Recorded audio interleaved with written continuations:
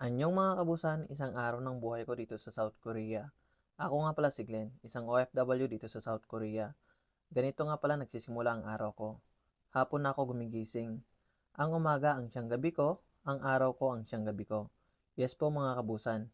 Mahigit 5 taon na nga ako nagpanggabi dito sa trabaho dito sa South Korea mga kabusan. Nung una ay ayaw ko kasi hindi ako sanay na at first time ko lang din mag-work ng panggabi ka ako kay amo. Eto nga, pagkagising ko, kinukontak ko nga agad ang mag-ina ko para kamustahin ang maghapon nilang dalawa. Para makita ang mga ngiti nila lalo na't kapag nasambod ang baby namin. Pagkatapos yan, saka naman ako pupunta sa kusina at nakita ko nga itong tanim namin dito sa harapan ng bahay na kalabasa. Napakaganda talaga at nagkakaroon na nga din dito ng bulaklak at bunga. At iba pa naming tanim dito, malit lang yung espasyo at kaunti lang din ang lupa kaya kaunti lang ang natatamnan namin. Nagtanim nga din ako dito ng kangkong kaso kaunti lang nabuhay. Napakaganda talaga ng araw ngayon. Napakaliwalas tignan at ang sarap sa mata.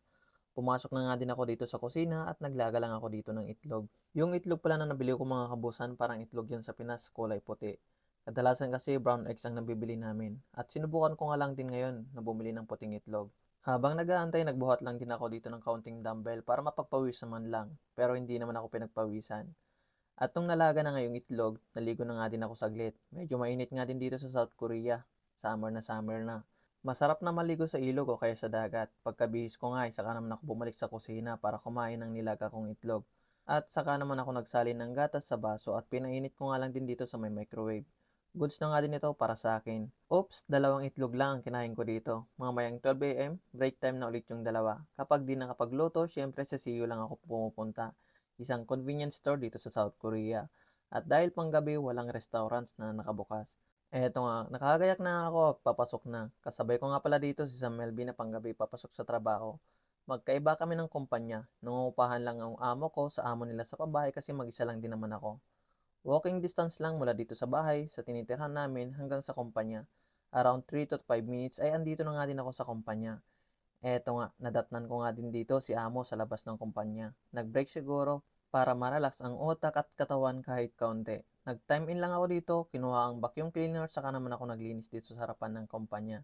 Ganon din dito sa loob. At dahil may natapos na, tinahi at tinupi ko nga lang din ito.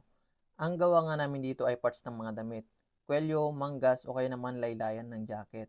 Saka ako naman pinak para may padala ng aking umagahan at ma-press para gumanda lalo ang texture.